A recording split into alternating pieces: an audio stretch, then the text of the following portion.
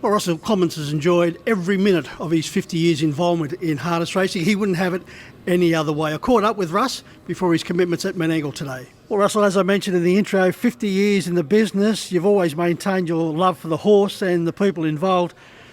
What started your career off all those years ago? Well, I suppose when I first left school and I was going out with my wife and her father, Laurie Lord, had horses, and I bought my first horse off him and started to race it. I just went to the trots at Junee, which in those days was a big thing. Yeah, the country racing in those days was a big thing, full stop. Well, it was a big deal for Junee, a place like Junee. We had horses like Welcome Advice there, and then Paleface Adios from Temora. So the Riverina was a big area of horses, and it was just a sport that I really liked. And after a few times going to the trots, I thought, well, if we're going to come here, I may as well race one. Russell, there's two art forms as far as training is concerned, that involving the pacer and the trotter. For the majority of your years, you have lent towards the trotter. Why? Because that is the most difficult of the two arts.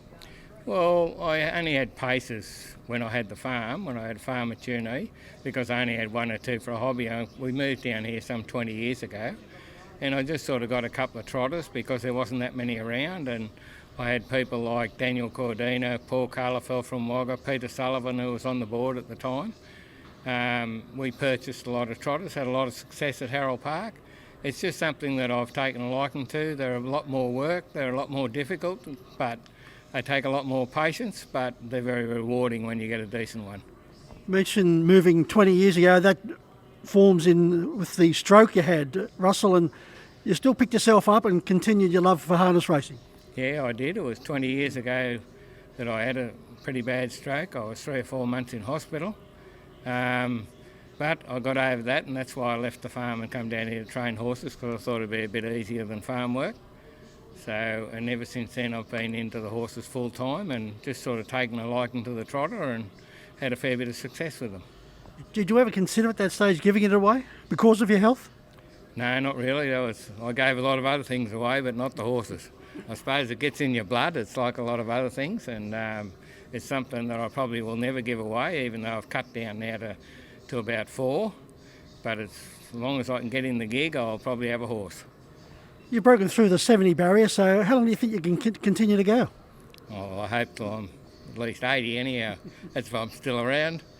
Still around pestering everyone. Yeah, it is. Yeah. Oh, no, wherever I can, like I said, wherever I can get in the gig, I'll always have a horse. What do you consider to be the highlights of your career?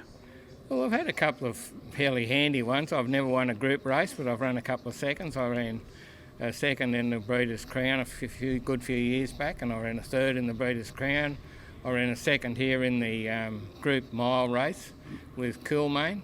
I had a horse called Earl of Clevedon. I suppose he was probably the best horse I've had. I think he won about 20 races and a lot of places, won a couple of $100,000. So, yeah, all in all, I've had a fair bit of success with the trotter.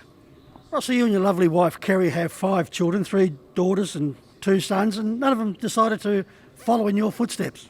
Well, our eldest son, he loved the horses, and he was good with the horses.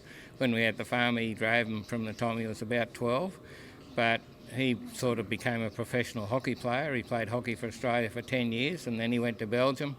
He's now in charge of hockey in Belgium, so he's sort of taken up sport for a living. We've got one other daughter in Sydney that also played under 21s for Australia, so all our 5 kids played hockey for the state, so we've been a pretty sporty family, I suppose you'd say. And also Adam has had a lot of success coaching as far as the Australian women's hockey team is concerned. Yeah, he coached the Australian women for 7 years. He coached the Belgian men before that and took them from number 30 to about number 2 in the world, and then come back and coached the Australian women for 7 years. And now he's gone back because he's married to a Belgian girl, and he oversees all the hockey in Belgium, all the state sides, all the national sides. So yeah, he's got a good job with the sport. Now, one of your daughters, Sarah, went into the field of medicine, so obviously the DNA there is from Kerry. Well, yeah, I suppose you could say that. Obviously, it probably is, but yeah, no, she's a surgeon in the city, and she enjoys that, and she does well at her job. We've got another daughter that's married to a farmer at Cumnock up between Orange and Dubbo, and our youngest daughter works in Sydney, and we've got another son in Sydney that also works there as well. Yeah, your son's in the freight business, your daughter's in the media business over there with Channel 9, so certainly the 5 children have all spread out in different areas. They have, yeah. We've got them from all around the world, I suppose you'd say now. And unfortunately, with the virus that's about, we won't see much of the ones in Belgium. And they've got a little son that's only a bit over 12 months old, but I suppose by the time we see him, he'll be half growing up. But anyway, that's how it is. One of your great joys in life, Russell, along with your wife Kerry, is to explore Australia. This pandemic has certainly put a stopper on that, but you do love getting out and looking at all parts of Australia. Yeah, look, we've got a caravan, and we like to travel around in the van, and I suppose you could say from now on we're going to do, now I've cut down a lot on the horses, we're going to do a lot more travelling and see a lot more of Australia, like especially in the winter time, we'll get away from the cold, so yeah, it's been good. What's been your favourite part of Australia? At this stage we haven't done a lot of inland Australia, or we haven't been to Western Australia, but we've been to every city in Australia with hockey, of course, but not with a caravan. Our favourite spot, I suppose you'd say at the moment, is up Kingscliff, right on the Queensland border. So last year we went right up to Cairns and out to the Barrier Reef and those sorts of places. So yeah, we're getting about and really enjoy the caravanning. Unfortunately, you won't be getting there anytime soon. No, it doesn't look that way, does it? No. Well, Russ, it's been great to catch up with you, and hopefully this career that's already spanned 50 years will, as you said, carry on for another 10 years at least. Yeah, I hope so, because I enjoy it, and like I say, whenever I can get in the car, it gives me something to do and something to get out of bed for in the morning.